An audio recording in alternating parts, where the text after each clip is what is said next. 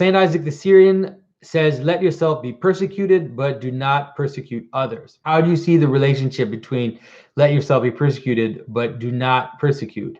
There's a few things that are difficult to understand in terms of the idea of persecution.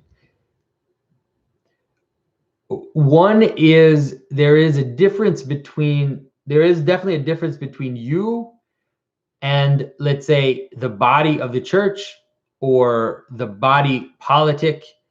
And when Christ, for example, says that you should not kill, or when the law says that you should not kill, or when we have this idea of Christ telling people that even if you hate your brother, that this is equivalent to killing.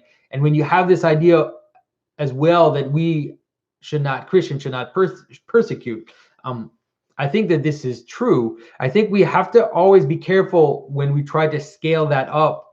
Of course, we can regret, and I think with reason, we could regret some of the horrible things that have been done in the name of Christianity in terms of executing people, the burning of heretics and everything. I think that's a really difficult thing to think about.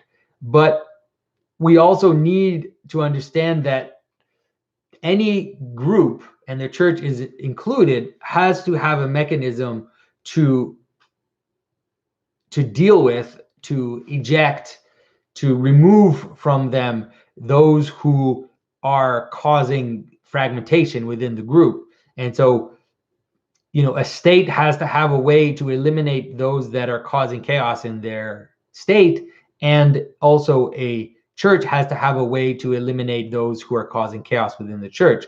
Now, usually the traditional manner is excommunication. That is the traditional way, is to excommunicate someone so that they are not in communion with the church, and therefore they can no longer subvert the church from within.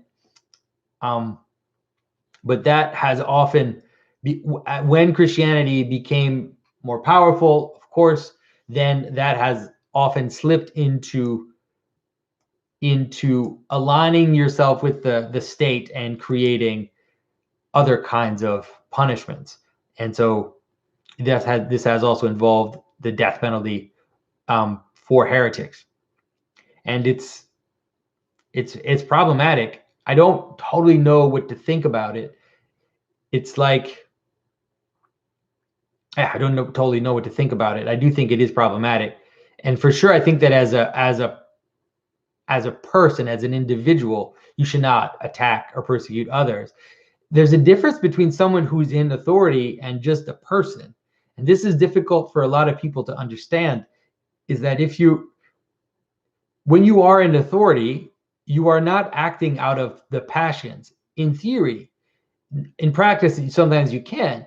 But because you have the authority of the church and you have a function to play, so a policeman can tie someone up, can put them in prison, can do all these things, but you as an individual cannot do that. If you do that, then you are not acting in justice, and you're not acting out of the authority which has been given to you by someone who is above you in a hierarchy.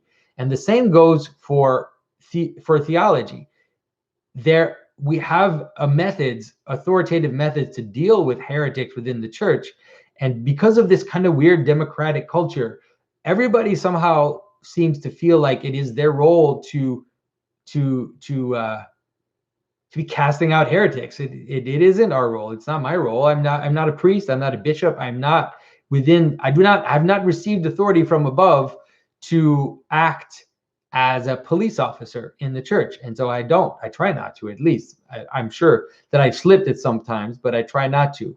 So I think that's probably the best I can say about that.